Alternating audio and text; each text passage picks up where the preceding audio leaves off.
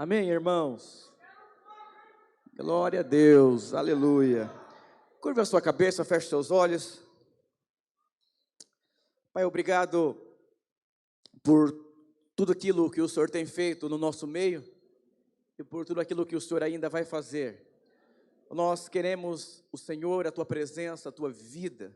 Ó Deus, eu oro que nesse dia, cada um dos jovens que estão aqui nesse lugar, sejam tão marcados ao ponto de perceberem que algo novo o Senhor liberou sobre a vida deles. Ó Deus, move nessa manhã de uma forma poderosa e especial, em nome de Jesus. Amém? Glória a Deus. Sejam bem-vindos, irmãos, para um dia especial na sua vida. Quero honrar os irmãos que vieram de longe. Vieram irmãos de Ourinhos, Rio Preto, Presidente Prudente, Juqueí, Ubatuba, não sei se estão nesse prédio, Sorocaba, Campinas, que mais? Grajaú, aleluia, glória a Deus, vocês são abençoados por Deus, aleluia. Irmãos, o tema da nossa conferência é Jovens Acelerados. Diga, jovens acelerados. Quando nós olhamos para a palavra de Deus, nós percebemos que antes de acontecer um aceleramento na vida dos homens de Deus, havia um cenário propício para que houvesse uma grande aceleração. E eu quero compartilhar com você sobre o que Deus tem para a sua vida. Quando nós olhamos no Éden, todos os dias Deus tinha comunhão com o homem, mas o homem pecou, e nós, olhando para a palavra de Deus, nós percebemos o desejo de Deus e o propósito de Deus em se relacionar com você. Na noite passada, eu tive um sonho tão real, e Deus falou comigo, foi tão forte, e quando eu acordei, Deus me disse que o que Ele mais desejava, não era que eu fizesse coisas para Ele, mas eu que estivesse sempre próximo dEle. E quando nós olhamos, quando o homem pecou, quando um jovem peca, quando um adulto peca, ele se sente condenado, ele se sente mal, ele quer acabar com a vida dele, ele quer se afastar de Deus, ele não quer saber mais de Deus, mas na verdade essa não é a verdade. Quando o homem pecou no Éden, Deus não foi condenar o homem, Deus somente perguntou para o homem aonde ele estava. Deus não está preocupado com o seu pecado, Ele está preocupado com a distância que você tem entre Ele e você. Deus chamou você para se relacionar com Ele. Um dia me perguntaram, pastor, como você consegue ver uma vida tão acelerada e tão intensa? Eu entendi um princípio da minha vida. O que Deus está mais se preocupando não é com o que você faz, é com a proximidade que você tem entre Ele e você. Eu sou casado, vai completar 15 anos agora no mês de junho. O pessoal fala, nossa, sua esposa é tão intensa como você, ela é tão indignada como você. Eu falei, eu aprendi um segredo desde cedo, proximidade, estar perto. Se eu perguntar para você o que você enxerga aqui, você vai falar, 5 dedos, pastor. Mas se você estiver próximo de mim, exatamente onde eu estou, você vai ter uma visão completamente diferente. Você vai perceber que aqui tem um anel com uma cor preta. Eu vou dizer, quanto mais próximo você está de alguém, mais íntimo você está daquela pessoa, você consegue ter a mesma visão, você consegue comungar dos mesmos valores, você consegue ter a mesma percepção. Então, quanto mais próximo você está de Deus, mais exitoso você vai ser na sua vida. Lá em Gênesis, capítulo 3, versículo 8 e 9, aqui nós percebemos um Deus desejoso estar próximo do homem e não preocupado com a queda do homem. Diz assim, e ouviram a voz do Senhor Deus, que passeava no jardim pela viração do dia. Esconderam-se Adão e sua mulher da presença do Senhor Deus, entre as árvores do jardim, e chamou o Senhor Deus a Adão. Disse-lhe, aonde estás? Então nós percebemos a preocupação de Deus, não com a queda, mas aonde o homem está. Eu gostaria de compartilhar nessa manhã com você sobre o cenário. Quantos aqui querem ser acelerados por Deus? Multiplicação, prosperidade, casamento, conexão. Então nós percebemos que quando Deus ele acelera, ele precisa de um cenário. Ele precisa de um cenário para acelerar. Certa vez uma jovem conversou comigo, com a minha esposa, isso há muitos anos atrás. Ela era antiga na igreja, há muitos anos. E ela via as irmãzinhas se casando na frente dela. Ela falava, nossa, eu acho que eu não vou casar. E eu disse assim para ela, eu também acho que você não vai casar não. Sabe por que eu acho que você não vai casar? Você não entendeu que você está vivendo um cenário correto para que Deus possa liberar um varão sobre a sua vida. Você está enxergando o cenário da forma errada. E quando você enxerga que para ter um milagre precisa ter uma necessidade, quando você enxerga o cenário como Deus enxerga, automaticamente você vai ser acelerado por Deus. Eu vou dizer, Deus quer acelerar a sua vida. E eu fui mostrando para ela o cenário que ela estava vivendo, que era propício para que houvesse um testemunho na vida dela. E quais são os cenários que são fundamentais para que Deus acelere as coisas? Eu lembro quando eu me tornei pastor, eu nunca tinha trabalhado na rede de adultos, me colocaram direto na rede de adultos. Que crise profunda. Eu tinha 28 anos de idade, não tinha experiência em nada da minha vida, nada. E me colocaram para trabalhar na rede de adultos. E aí meus primeiros 3 discipulados foram com casais que queriam se divorciar. E estavam envolvidos ali na liderança.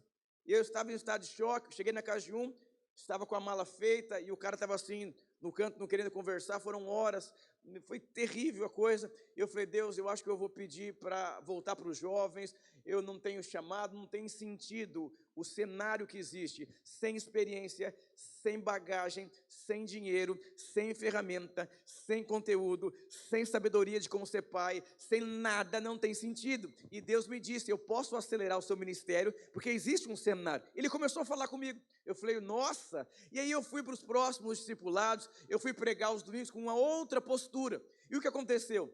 De 163 irmãos, viraram milhares de irmãos, de 43 crianças, milhares de crianças, de 47 jovens, centenas de jovens, de irmãos que não tinham condições nem de pagar um ônibus para ir para o culto, irmãos empreendedores e prósperos. E eu entendi um princípio, que Deus precisa de um cenário para acelerar.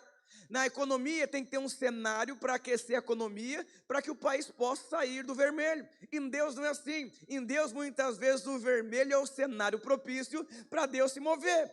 E isso enche o seu coração de fé. E você para de olhar para as circunstâncias e você começa a encher o seu coração de esperança. Diga aleluia. E qual é o cenário que precisa?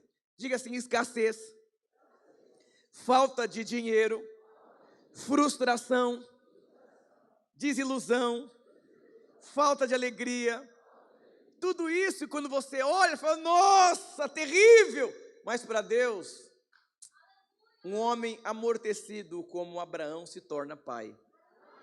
Olha o cenário diferente, Deus acelerou num cenário que humanamente falando era impossível. E eu gostaria de compartilhar sobre alguns homens de Deus e o cenário que eles estavam vivendo e a aceleração que eles experimentaram. Diga para o seu irmão, Radicais Livres São Paulo está num cenário adequado para milhares de jovens se converterem. E o primeiro cenário, e aí você percebe que existe um cenário e existe uma resposta. Aí é luta, hein? Mas para você dar a resposta, você precisa ter a visão correta que aquele cenário é possível haver uma grande aceleração. Em Joel 2 diz que um jovem cheio do Espírito ele tem uma visão. Então, quando você consegue enxergar o cenário como Deus enxerga, você dá uma resposta diferente. Lembra, minha esposa teve 4 abortos. Eu quero até desafiar você a adquirir o livro da minha esposa, abençoar pessoas. Não é somente para pessoas que têm problema, que não conseguem engravidar. É para todas as pessoas que precisam de um milagre em suas vidas. Qualquer pessoa que tem um desafio que é maior, você precisa ler esse testemunho. E lá nesse livro tem testemunho de 4 irmãs também que não podiam ter filhos. E o milagre aconteceu porque entenderam o cenário. Diga aleluia. Diga para o seu irmão, qual o cenário que você está vivendo? É impossível do meu pai ser crente, ele me persegue. Cenário excelente, para que um dia você possa contar que era impossível seu pai se converter e hoje você e sua casa servem o Senhor. Cuidado com a sua visão errada, porque a sua visão errada vai produzir uma resposta errada. E o primeiro homem de Deus aqui, que eu quero compartilhar sobre Pedro. Pedro estava vivendo um cenário muito adverso e Jesus aparece, mas requer dele uma resposta. Eu lembro quando eu era seminarista da turma especial, não sei se aqui tem algum seminarista que foi da turma especial, eu não tinha dinheiro para cortar o cabelo, muitas vezes, e eu vivia pela fé. Mas você pensa, nossa, viver pela fé é muito difícil. Mas eu entendi que eu estava em um cenário que Deus poderia manifestar a favor. E eu tive uma atitude. E um dia uma senhora com uma sacola, irmãos, com 30 mil reais em dinheiro em espécie, entregou nas minhas mãos. Disse assim, Deus tocou o meu coração para eu te entregar. E eu disse, quem sou eu para impedir Deus? E eu peguei 30 mil reais há 20 anos atrás.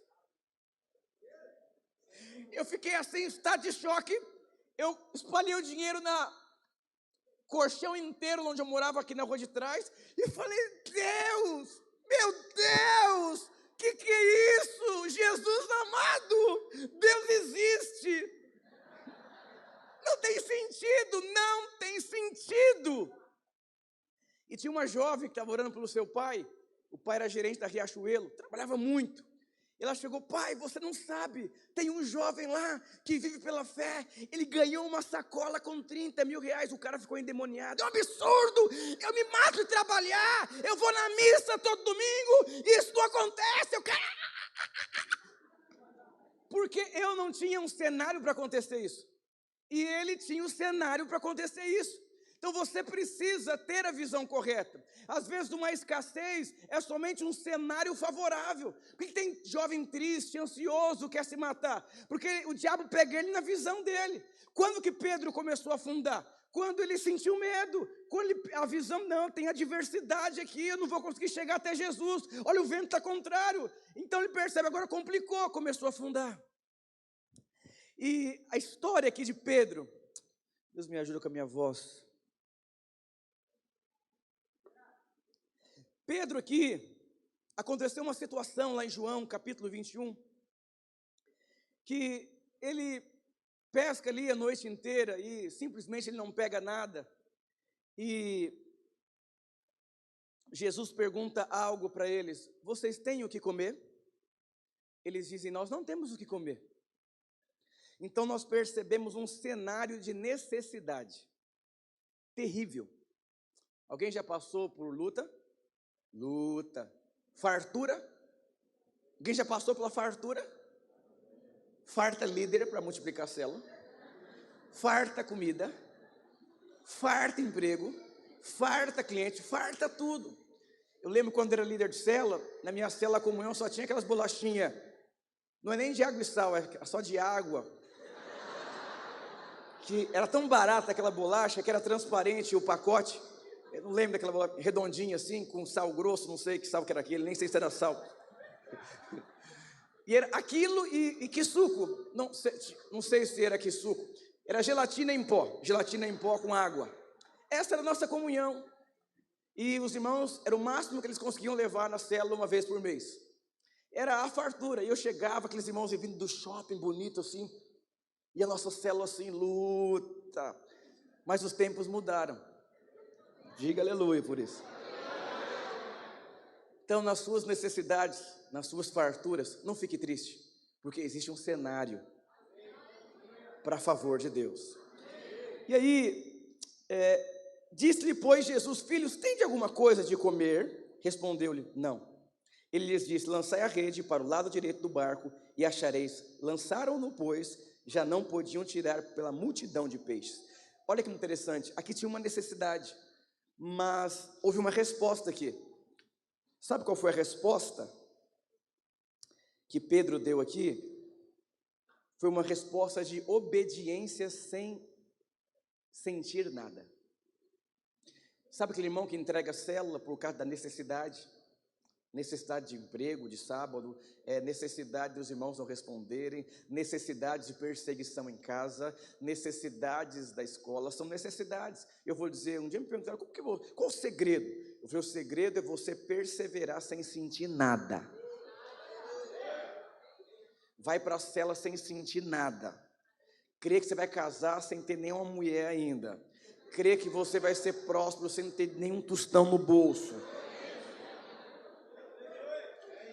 Irmãos, eu era o pior aluno da minha turma do seminário. Eu era o mais improvável. Não sabia cantar, não sabia pregar, não sabia fazer teatro, não sabia dirigir, não sabia fazer nada. Nada. Não me pediam para fazer nada de dons, porque eu não sabia fazer nada também. Alguém pode levar a comida no sítio? Não sei dirigir. Alguém pode mexer no computador? Não sei mexer no computador. Alguém pode subir no telhado? Não sei subir no telhado, não sabia nada. Tentei entrar para o teatro, acabei com a peça do teatro, me tiraram do teatro. Tentei entrar para o louvor, não deu certo o louvor. Tentei ser líder, não deu certo a cela. Era assim. Assim. Mas eu falei, Deus, sabe por que as pessoas voltam para trás? Porque ainda existem possibilidades no passado.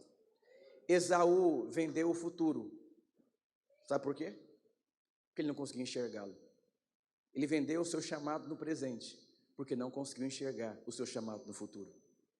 Eu lembro quando eu era jovenzinho, com 17 anos, não tinha nada, mas eu conseguia enxergar tudo dentro de mim. Eu vou dizer, só consegue obedecer, perseverar aquelas pessoas que não existe mais passado, não existe mais volta. Diga para o senhor, não tem mais volta. Se existem possibilidades para você voltar atrás, no dia mau, quando você não colher nenhum peixe, e quando você tiver necessidade, com certeza, você vai abandonar. Eu vou dizer, houve uma aceleração. A Bíblia diz que era tanto peixe, mas tanto peixe, que tiveram que chamar os seus amigos para ajudar a colhê-lo. Então preste atenção, o desafio não é a necessidade, o desafio é a resposta que você dá diante das necessidades da sua vida. Você consegue crer? No último aborto da minha esposa, eu falei, pastor, eu acho que eu não quero mais ser pai. Ele falou, o fato de você não querer mais ser pai, não vai produzir filhos para você. Você precisa crer, mesmo sem você sentir. Diga para o seu irmão, creia. Vai para a célula crendo. Então houve uma aceleração. Deus acelerou por conta de uma resposta de obediência diante da necessidade. Nós pegamos outro homem de Deus aqui chamado Moisés. Havia um cenário de frustração. Frustrado, morando na casa do sogro, e de repente ele tem uma experiência com a sarça ardente, e Deus acelerou a sua vida. Lá em Êxodo capítulo 3, versículo 2 até o 5, diz assim: e apareceu o anjo do Senhor em uma chama de fogo no meio de uma sarça, e olhou, e eis que a sarça ardia no fogo, e a sarça não se consumia, e Moisés disse, agora me virarei para lá, e verei essa grande visão, porque a sarça se queima. E vendo o Senhor que se virava para ver, presta atenção aqui, diga assim, e vendo o Senhor que se virava para ver, Deus olhou para a resposta de Moisés aqui. Deus olhou para a resposta de Moisés aqui. Diga para o seu irmão, Deus está olhando as suas respostas. E vendo o Senhor que se virava. Então Deus está olhando para a sua resposta. Nenhuma semente, todas as sementes que você plantou, Deus está olhando. Isso aqui é forte. Bradou Deus, depois que Deus percebeu que Moisés deu uma resposta, Deus bradou, irmãos. Oh Deus.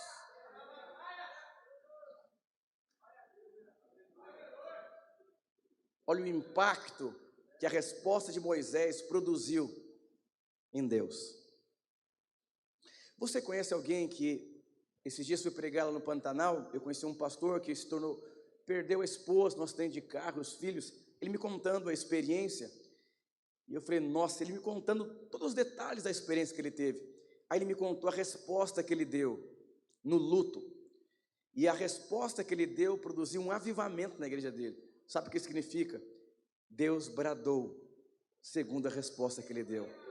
Deus acelerou o ministério dele, porque no meio de uma frustração, ele deu uma resposta. Diga aleluia. Bradou Deus a ele no meio da sarça e disse, Moisés, Moisés, respondeu ele, eis-me aqui.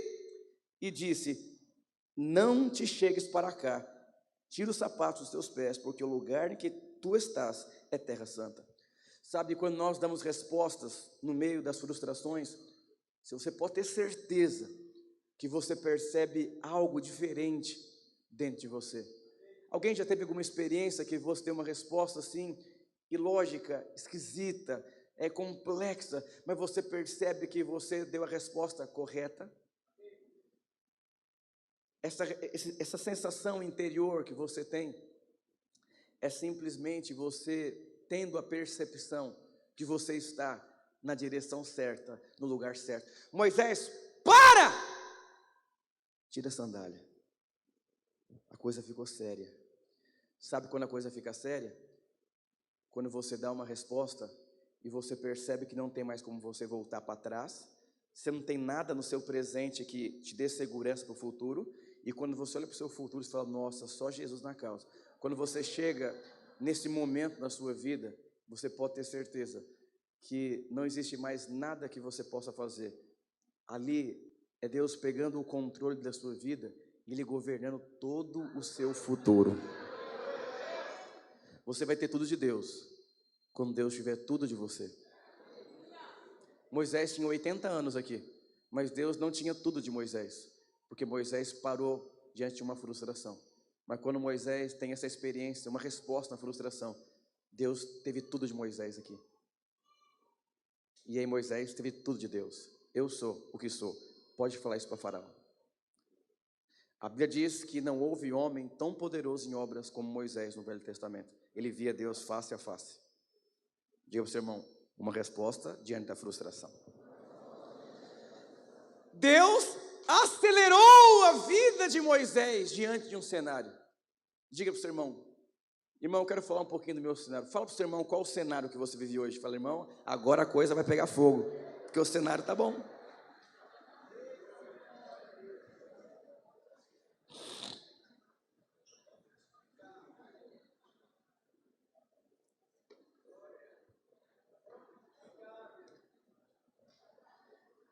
Não fique triste.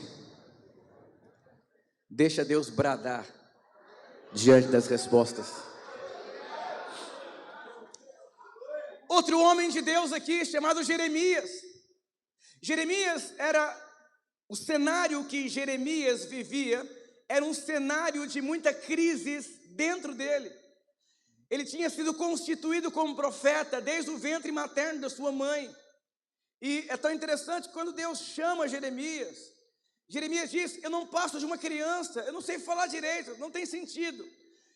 Não tem cenário propício, eu não tenho a habilidade necessária, eu não tenho a postura correta, eu não tenho as condições necessárias para ser esse profeta em qual você me constituiu, não tem sentido. Alguém já teve essa crise? Eu não tenho condições de ser líder de célula, eu não sei falar direito, eu sou muito tímido, eu não sei administrar, eu não posso ser um pastor, Alguém já teve essa crise? Não tem como eu casar, eu não tenho dinheiro, é impossível. Deus fala, marcha meu filho, anda meu filho, vai meu filho, eu sou contigo meu filho.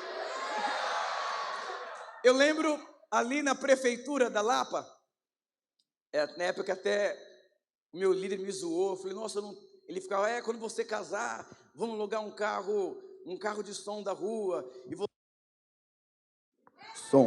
você e a sua noiva, e a gente vai descer o morro lá, e a galera vai, não sei o quê, eu falei, eu queria tanto casar, bonito assim, num prédio, mas talvez não tenha condições e tudo.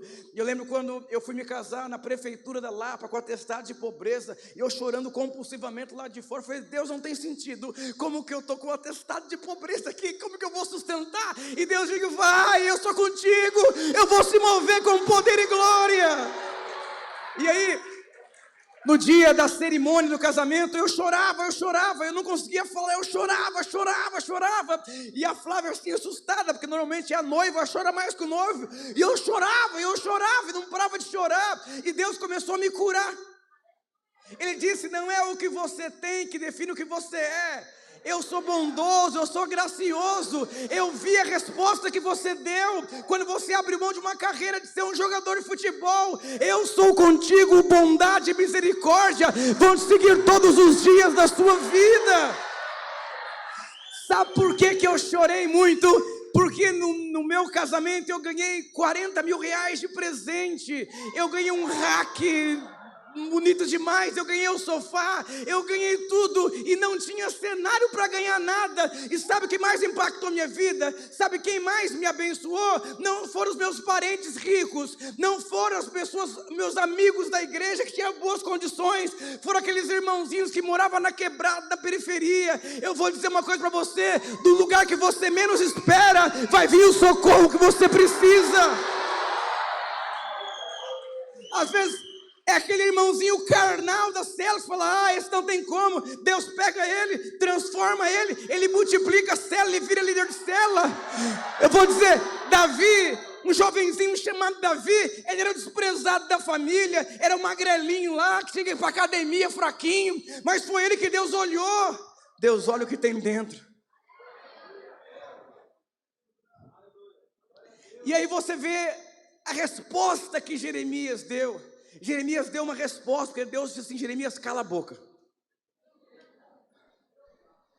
Assim veio a mim a palavra do Senhor dizendo: antes que te formasse no ventre te conheci, e antes que saísse da madre te santifiquei as nações e te dei por profeta.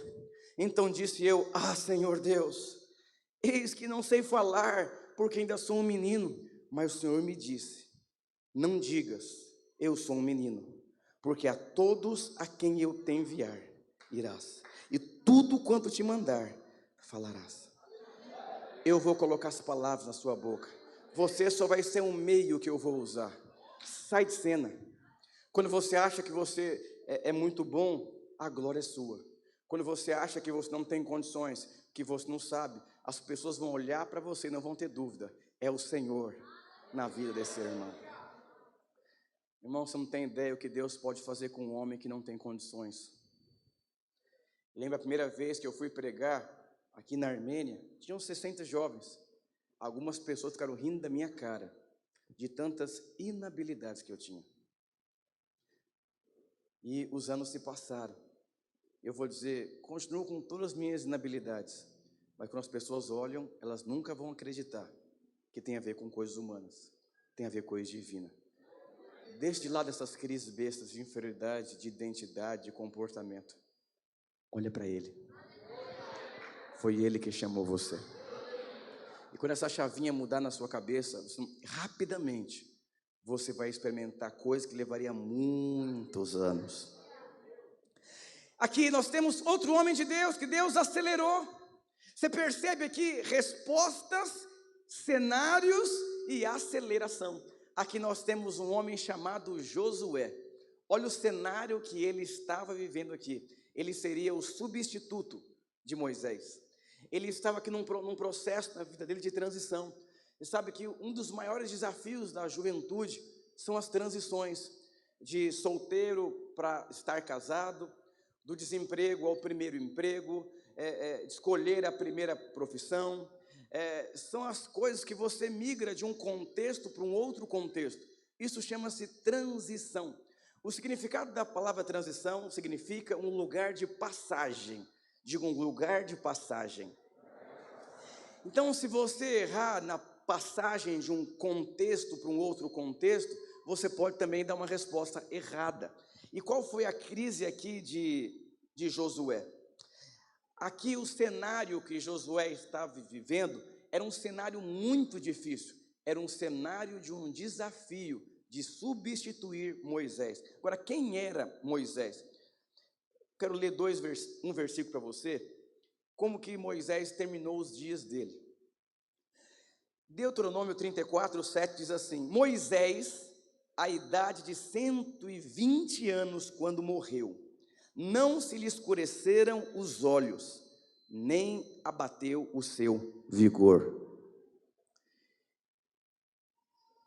120 anos, um homem cheio de visão e cheio de vigor.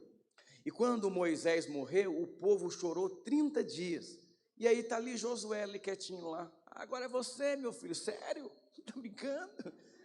Aí quando se lê Josué capítulo 1, você vê um Deus desesperado para aquele menino não perder o rumo. Falou: Josué, não desvia para a esquerda nem para a direita. Filho, que desanima não pasme, tenha coragem, eu sou contigo. Calma, porque quando o desafio é muito grande, você pode errar o rumo, dar a resposta errada, quebrar um princípio.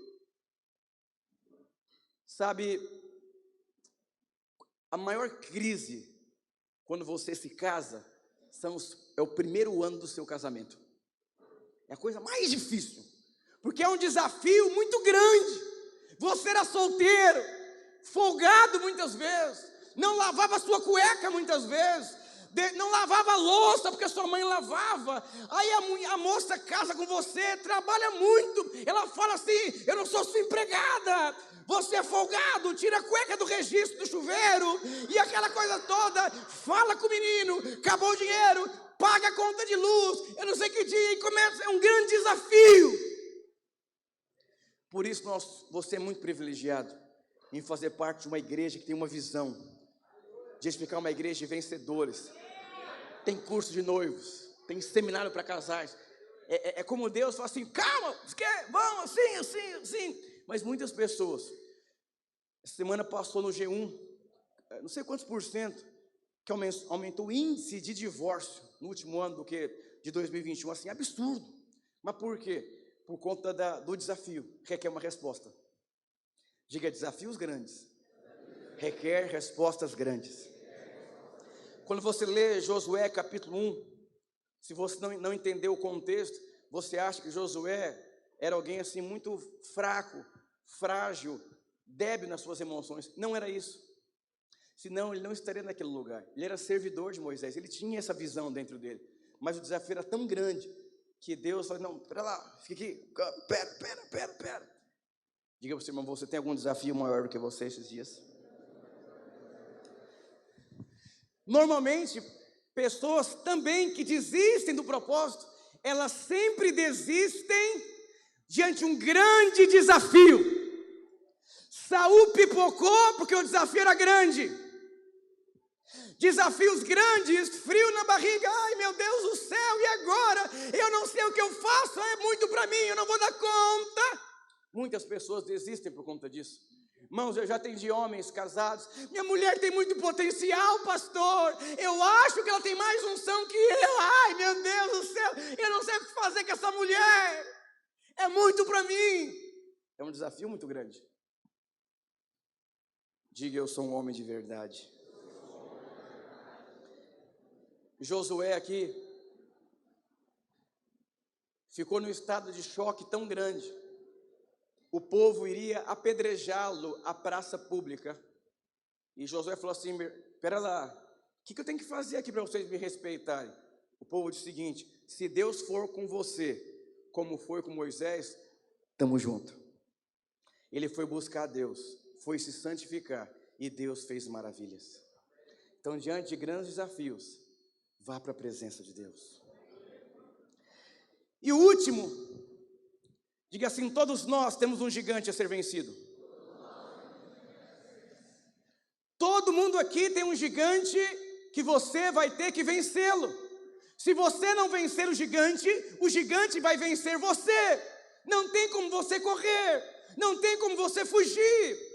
Não adianta você fingir que ele não existe, não adianta você fingir que ele não apareceu na sua vida. São gigantes, são resistências, são necessidades, são oposições, são perseguições, são calúnias, são faltas de recurso financeiro. Tudo isso são gigantes.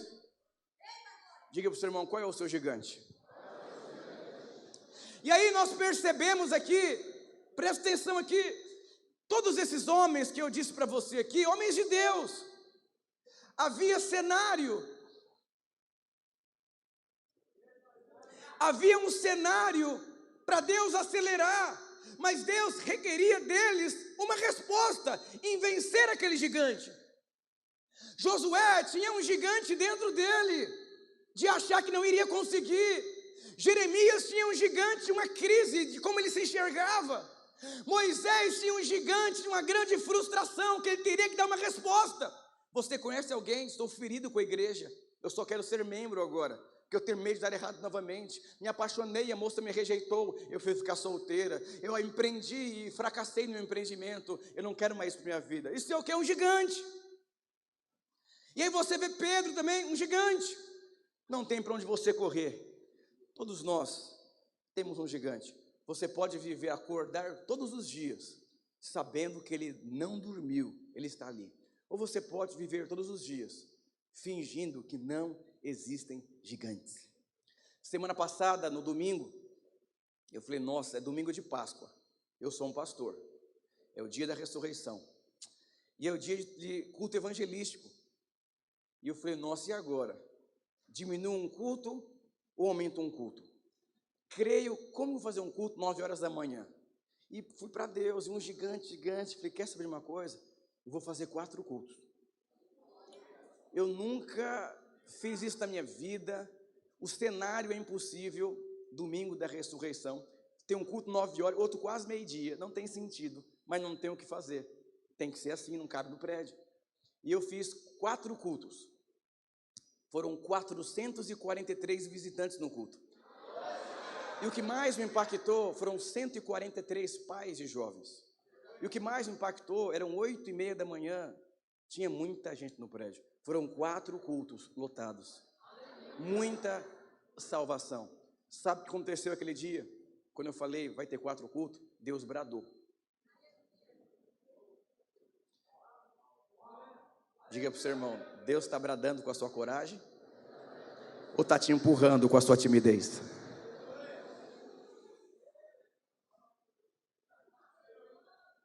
Eu tenho aprendido algo. Deus honra a coragem. Eu acho que Deus fala assim, o que esse moleque vai estar na frente de Golias? Agora o sangue de Jesus tem poder. Meu Deus do céu. Deus fala assim, eu tenho que honrar, senão eu vou passar vergonha com esse menino. Eu lembro quando eu fui para o seminário, minha mãe disse assim, você não tem uma faculdade, você bebeu, você está doido, meus parentes me ligando, aquela coisa toda. Aí eu peguei minha mala, quando eu cheguei na porta do lugar que eu ia morar assim, eu caí em si, eu falei, nossa, é verdade. Tudo que eles falaram é verdade, e agora?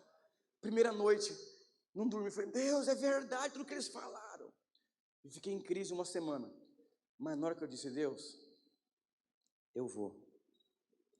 Porque você pode viver sendo vencido por dentro da estrutura. Ou você pode viver vencendo por fora, e as pessoas percebem a sua coragem. E eu tenho aprendido, Deus honra a sua coragem.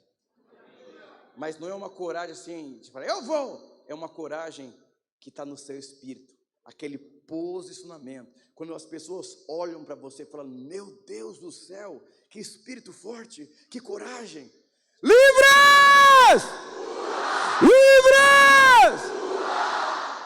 Nós temos uma identidade.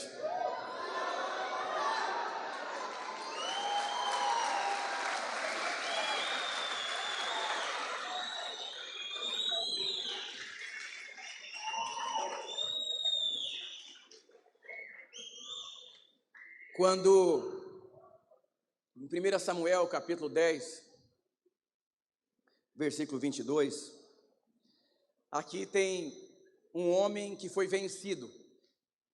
E em 1 Samuel 17, 22, tem um homem que venceu por dentro.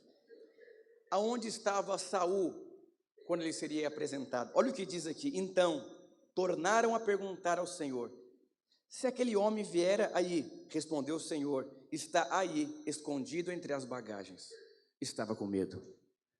Diga para o seu irmão, como você fica na hora do desafio?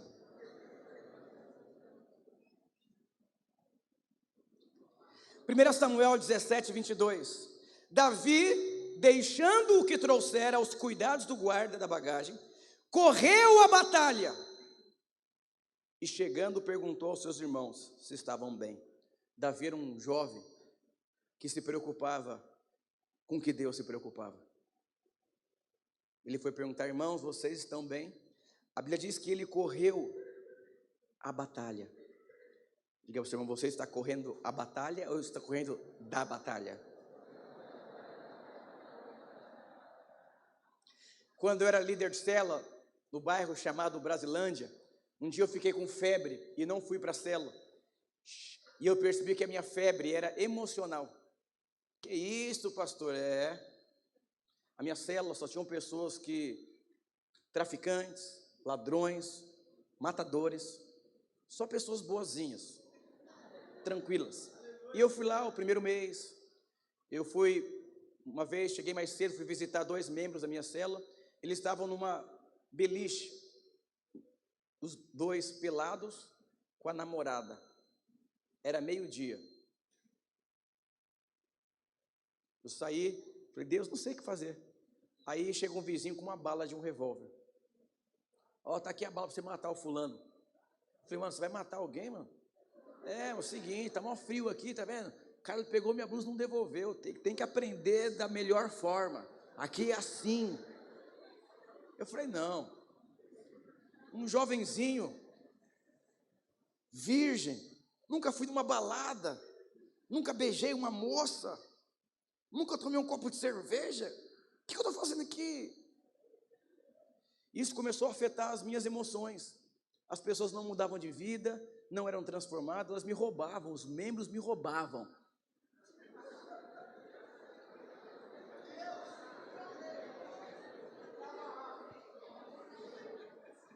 Ficou tranquilo com seus membros agora? Mas eu não vou entrar em detalhes.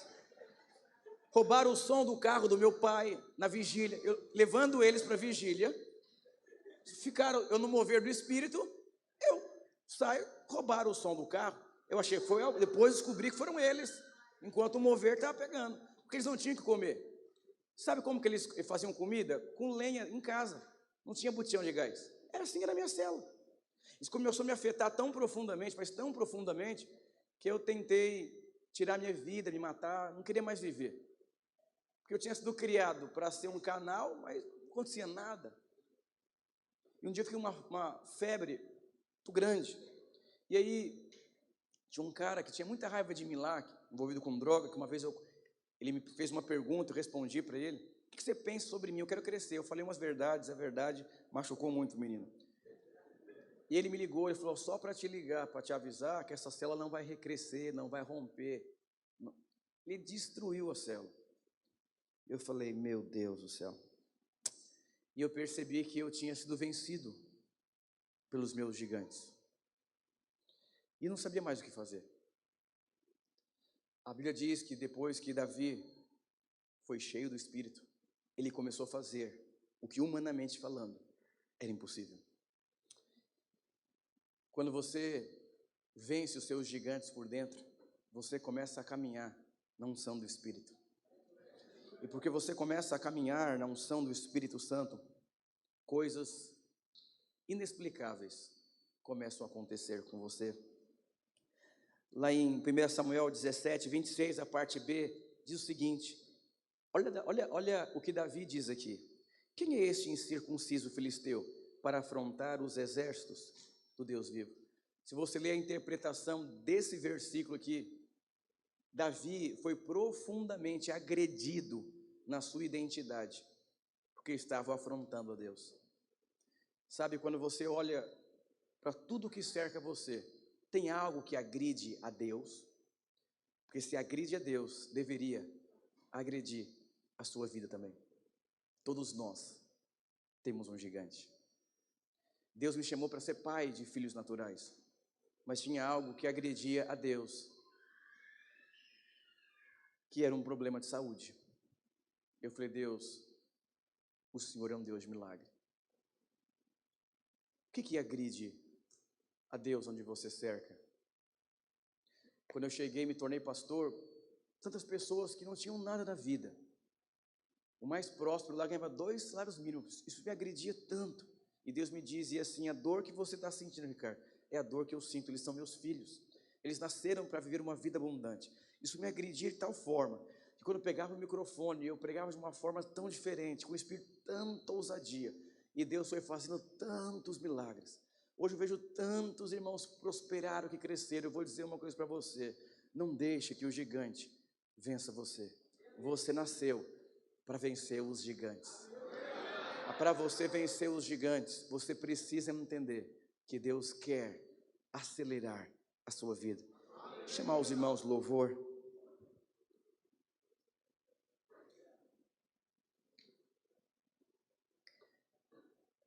Diga para o seu irmão: eu sou um jovem acelerado. Eu tenho um cenário propício para aceleração.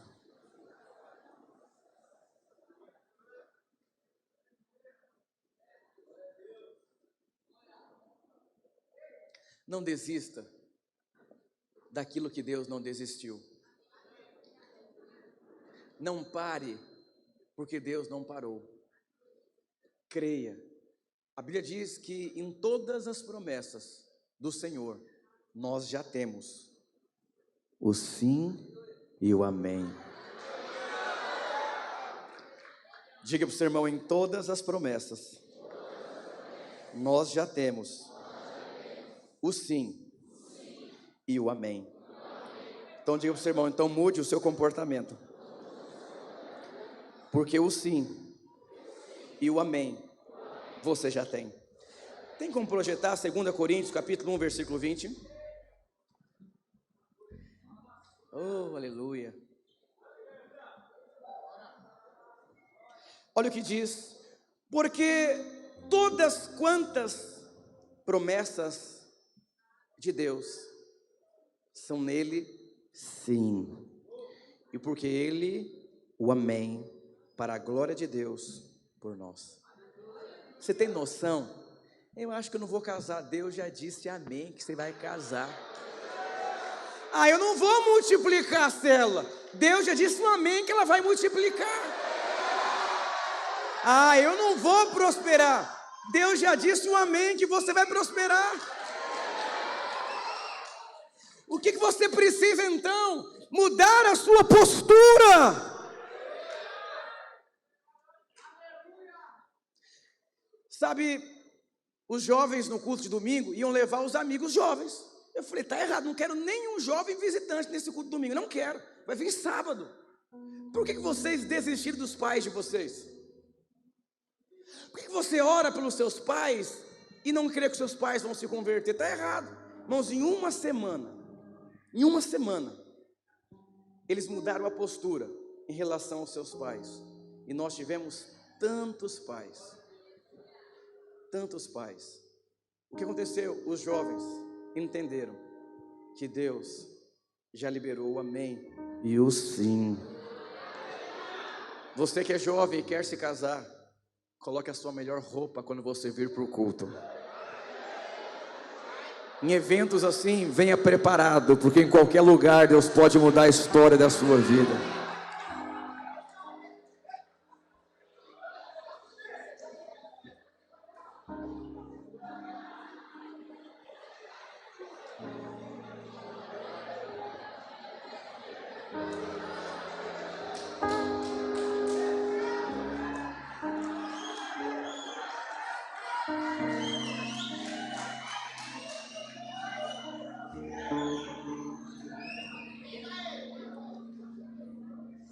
Acorde de manhã e diga: eu já tenho o sim de Deus. Sabe o que isso significa? Que Deus já tem o sim.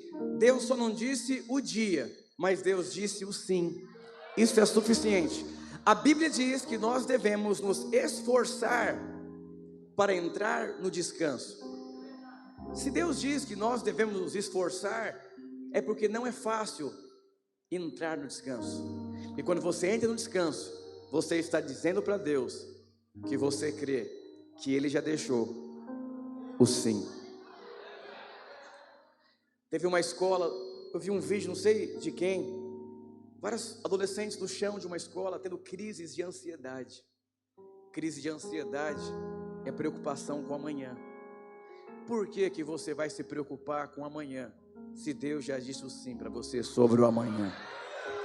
Vive em paz para com Deus. Aleluia. Diga aleluia. Diga glória a Deus.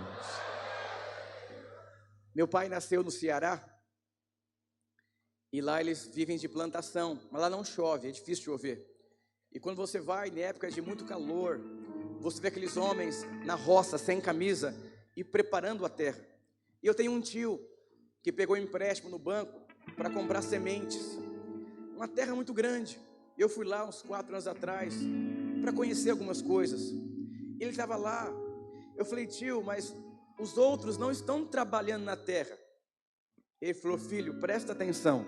O seu tio é especialista em discernir tempos de chuva. E essa semana vai chover. Por isso que eu estou correndo. Eu falei, não tem sentido. E sabe o que aconteceu? Exatamente na semana choveu. E o meu tio é um dos homens mais importantes daquela cidade. Qual a diferença do meu tio para os outros? Meu tio, ele sabe discernir tempo. E quando você discerne um tempo, você sabe como você deve semear. Eu gravei um vídeo no meu canal do YouTube dos Radicais Livres. Ouve lá depois. Clareie a sua visão. Deus já disse, o tempo é aceleração. Então você precisa fazer o quê? Se preparar. Porque Deus vai lançar você para dias poderosos. Vamos ficar de pé, jovens acelerados, abençoados.